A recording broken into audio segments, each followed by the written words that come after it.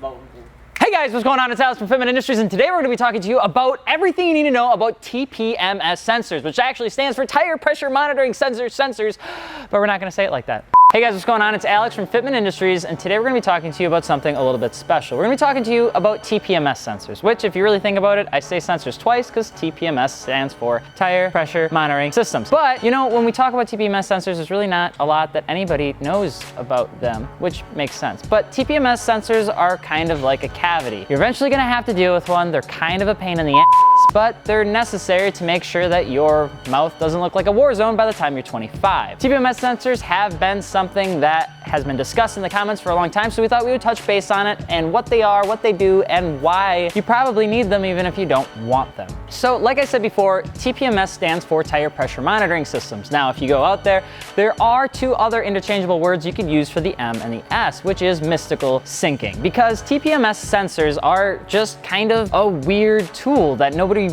really can quite understand or work around when it comes down to aftermarket wheels with TPMS sensors in them. And that makes sense. Tire pressure monitoring systems originated in the early 2000s, and most vehicles, especially 2007 or newer, come required with TPMS sensors. It has something to do with the federal government wanting to make sure that you keep your stuff inflated so that you get good gas mileage and, of course, that you're safe on the road. But not a lot of us really like to deal with them because they are kind of a mess. So if you go to Google and you type in "are TPMS sensors," you're gonna get like the following options. You're gonna get legal, required, optional, do they cause cancer? You're probably not gonna get that last one, but you're probably going to see a bunch of people asking what, why, and who, and what the hell are they, and what do they really do in your car? TPMS sensors play a special role, especially in the aftermarket community, because a lot of vehicles, especially now, are modified and they are 2007 or newer.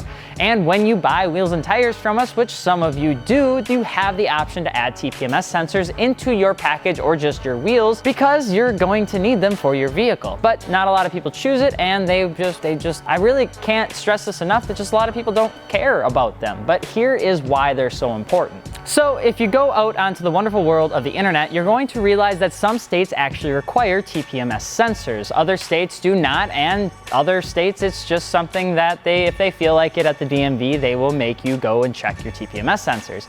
So if you're in a state that requires TPMS sensors, there's just no way around it.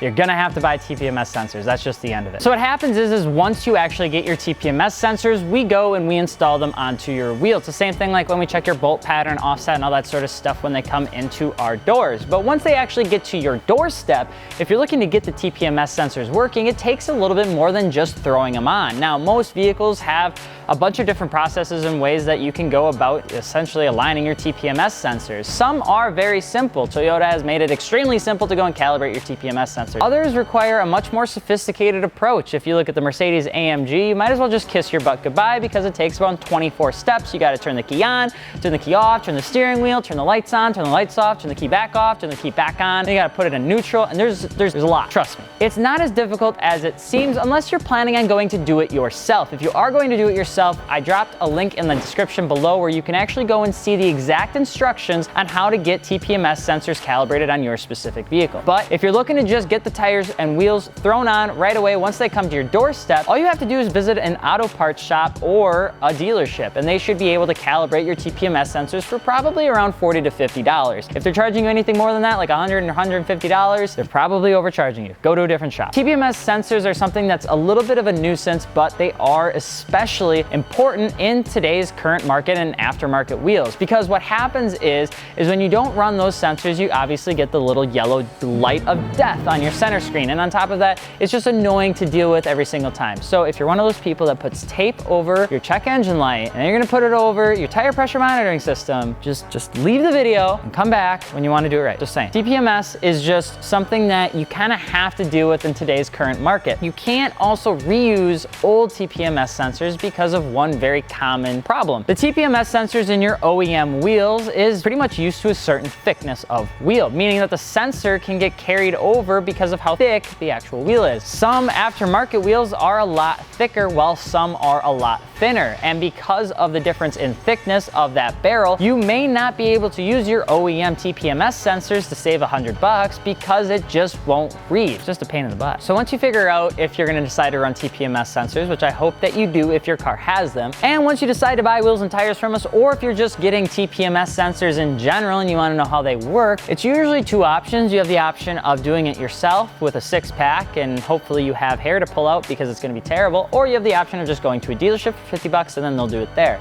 The final thing is just understanding the TPMS system as a whole, because what happens now in a lot of newer vehicles, especially with Mercedes and European vehicles, is that the TPMS sensors have now become more integrated with the system's overall ECU. Meaning that if the TPMS sensors are going off because it reads something that's a problem, it will start to affect other issues of your vehicle. It may think that there's something wrong with the wheel. It could try to overcompensate because of something that's happening on the aftermarket wheels, and it's just a huge pain in the butt. So the point of this video was not necessarily to try and sell you on TPMS or talk to you in detail about how TPMS works or the fact on why you can't really use OEM TPMS. It's just to let you guys know that if you do have a vehicle out there that does have TPMS sensors, you're likely going to want to buy them when you get new wheels, because it is such a pain in the butt to deal with wheels that don't have them or trying to use OEM TPMS sensors for your new wheel. So if you wanted to know what TPMS sensors were about, that's about as much as we think is important. But obviously, I'm sure you guys have questions or comments, so drop them below and we'll be sure to answer them. Of course, let us know what you'd like to see next. And also, don't forget to subscribe and check out fitmentindustries.com if you're looking to get wheels, tires, suspension, airlift, and all that sort of good stuff. But I'm Alex from Fitment Industries. We'll see you later. Peace.